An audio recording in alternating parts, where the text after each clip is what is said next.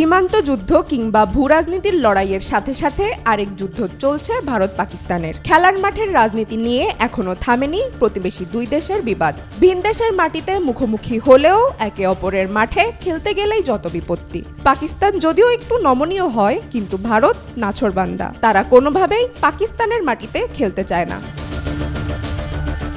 তবে এবার যেন অটল অবস্থানেই রয়েছে পাকিস্তান। আগামী বছরের ফেব্রুয়ারিতে শুরু হতে যাওয়া চ্যাম্পিয়ন্স ট্রফির আয়োজক পাকিস্তান, কিন্তু ভারত গো ধরে বসে আছে, তারা পাকিস্তানে খেলতে যাবে না। ঘরের মাঠের এই আয়োজন নিয়ে পাকিস্তানও হাল ছাড়ছে না। কোনোভাবেই হাইব্রিড মডেলের পক্ষে নয় পাকিস্তান ক্রিকেট বোর্ড।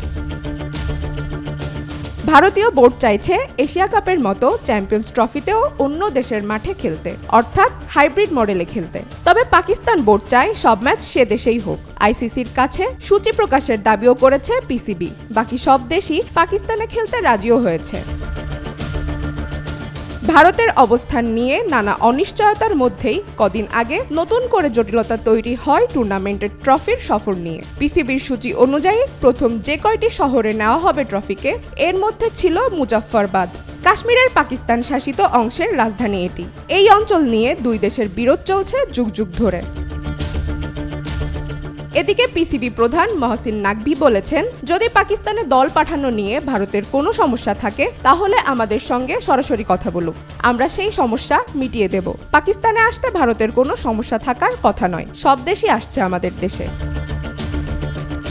শুধু তাই নয়, রাজনীতি এবং ক্রিকেট একসঙ্গে না দেখারও অনুরোধ করেছেন নাকভি। তিনি বলেছেন, খেলাধুলো ও রাজনীতি দুটো আলাদা। আমি চাই না কোনো দেশ সেটাকে মিশিয়ে ফেলুক। আশা রাখছি ভারত পাকিস্তানে আসবে।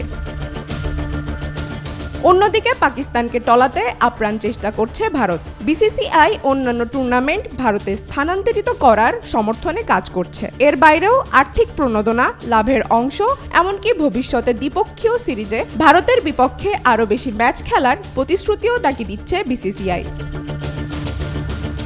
এসবের ভিড়ে গ্যাড়াকলে পড়ে উপযুক্ত সমাধান খুঁজতে অংশগ্রহণকারী দেশের বোর্ডগুলোর সঙ্গে আলোচনা চালিয়ে যাচ্ছে আইসিসি। বিশ্ব ক্রিকেটের এই নিয়ন্ত্রণ সংস্থা অবশ্য জোর দিয়ে বলেছে, তারা শুধু বিসিসিআই এর কথায় প্রভাবিত হবে না, সব দল ও বোর্ডের সঙ্গে পরামর্শ করেই চূড়ান্ত সিদ্ধান্ত জানাবে।